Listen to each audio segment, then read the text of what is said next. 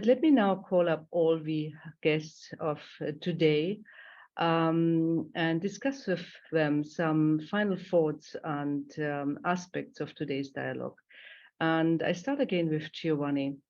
One of the things I hear so often, being not a clinician, just a scientist, is when you are diagnosed with Alzheimer, what do I do? As Rebecca nicely said, well, I go to my neurologist and then I get maybe not so much help. So how can patients and doctors work together to improve the communication for early diagnosis? How can the doctors help the patients to deal with it, to enjoy life?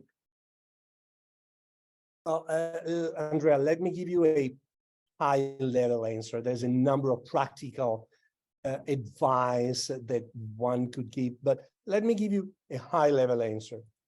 I believe that what we should do, we specialists and patients and society, we should develop a common narrative of what Alzheimer's disease consists of. Why am I saying that? I perceive a wide gap between the narrative of a part of clinicians and scientists who believe that Alzheimer's means being biomarker positive.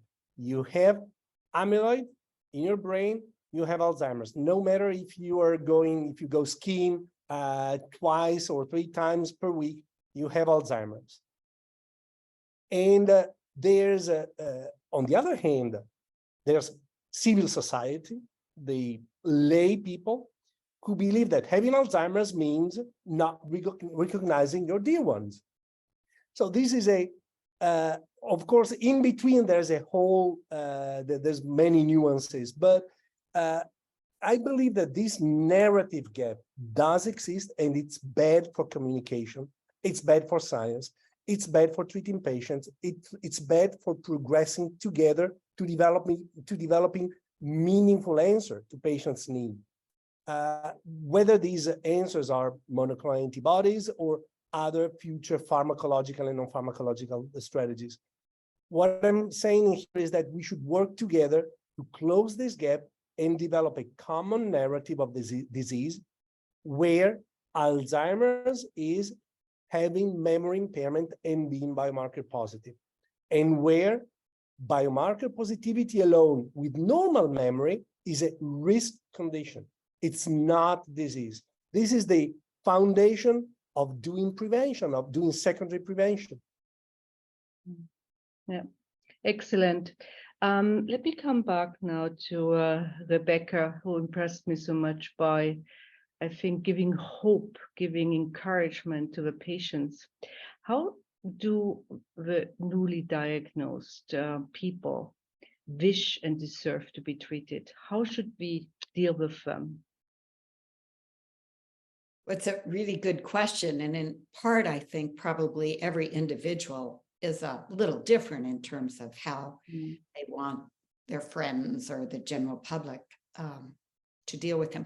But I want to begin with doctors, because I just want to say again and again, respect, educate, be caring. To have had one doctor not emotionally supportive, what a world of difference it meant to me to have a doctor emotionally supportive, and who gave me all the material I could, who led me on the path. Second, I want people to be respectful. I'm still alive. I'm living with joy. I have curiosity. I have interest. I want people to see me as human. And I think that most of us with Alzheimer's, or all of us, would say that. Third, I like people when they're curious. Ask about it. I'm fine. Many kind of take me aside and say, do you mind if I ask? I think the more I talk about it, the more we talk about it, the more we write that narrative.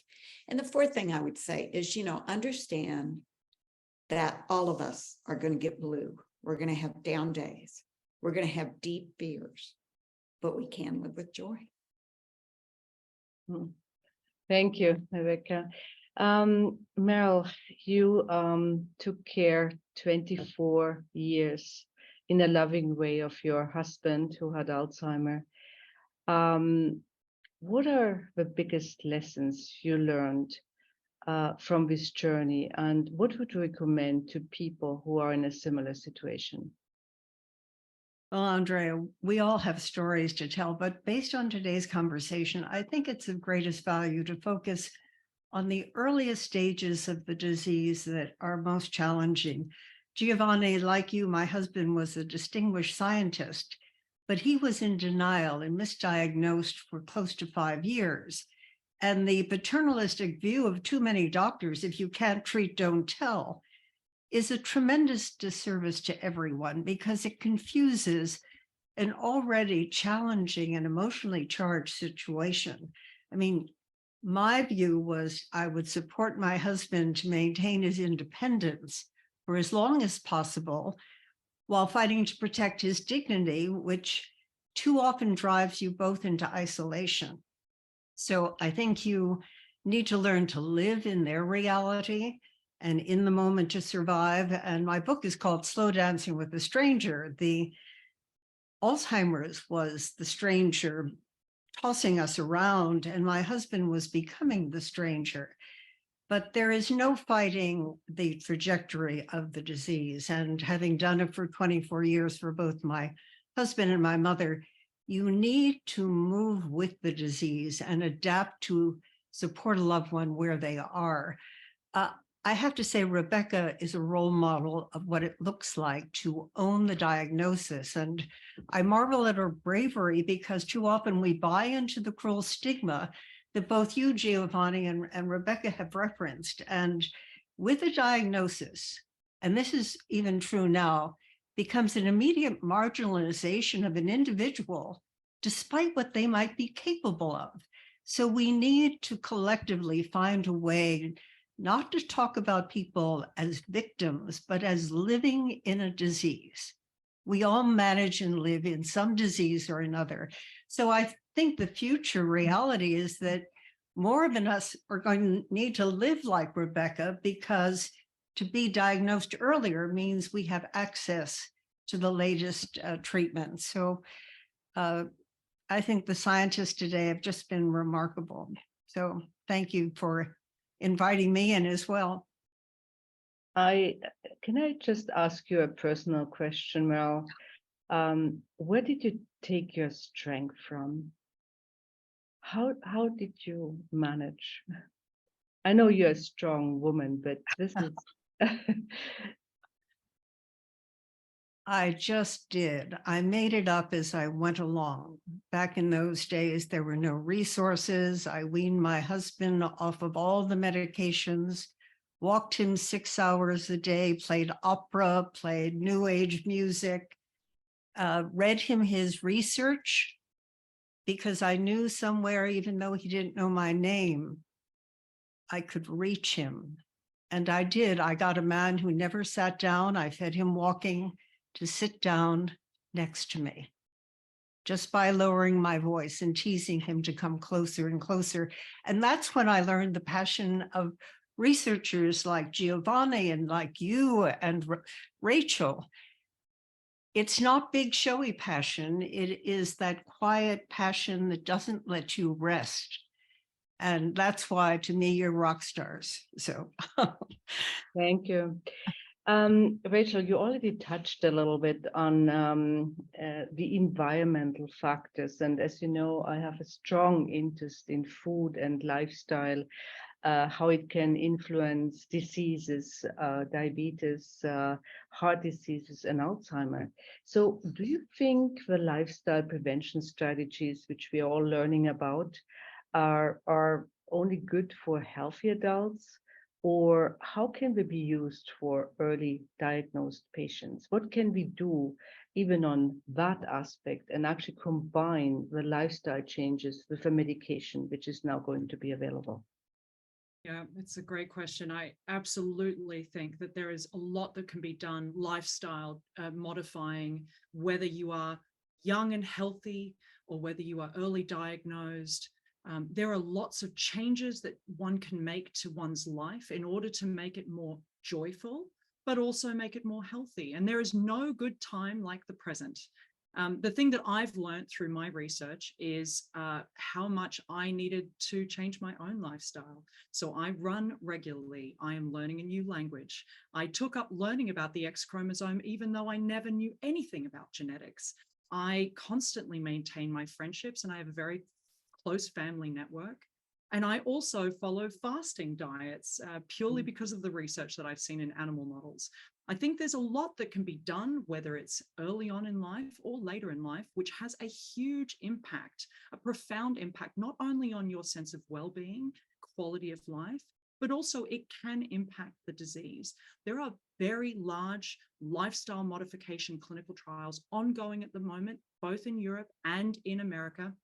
And they have shown that we can intervene in the way that we live our lives, and it can have, it, albeit modest, but it can have impacts on the disease. And I think these are things that we need to bear in mind when we're thinking not just about what are the therapeutics, what are the drugs that I can take, but also how can I keep my body healthy, my heart healthy, and my mind healthy.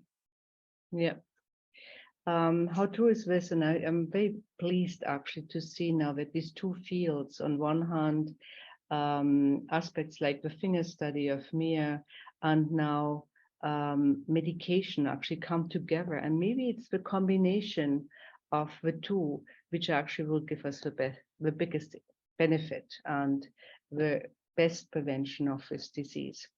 Let me come to my final question, and this is to all of you, and if you could just answer in a short minute. How do you think the recommendation, which includes lifestyle, and the prescription for Alzheimer prevention look like 10 years from now? Giovanni, why don't you start? Andrea, I believe that in 10 years from now, there will be the second generation memory clinics that I've been mentioning earlier on. This will be clinical services different from the memory clinics that we know, that we're used to be familiar with. They will be offering prevention to persons with no cognitive impairment. In practice, what they'll do is to evaluate the risk of developing Alzheimer's in persons in their 60s and 70s, persons without memory impairment, evaluating the risk with blood biomarkers, and probably in a minority of cases, lumbar puncture and PET markers, but in a minority of them. Then what they will do is to stratify them into those at high risk and those at low risk. And interventions will be carried out in those at high risk. Interventions with what? With what you were mentioning, with anti-amyloid and anti-tau drugs, with nutritional supplements, with transcranial stimulation, probably, with probiotics, with nutritional, with intensive lifestyle interventions, finger-like, Mia style-like, and other strategies that are currently in the development phase. This will allow to optimize, of course, the best results will be achieved with the combination of pharma and non-pharma interventions, but these clinical services will allow to optimize, to optimize the results, to maximize the cost effectiveness, because we will not be able to afford offering risk prevention, a high level of risk reduction to anyone.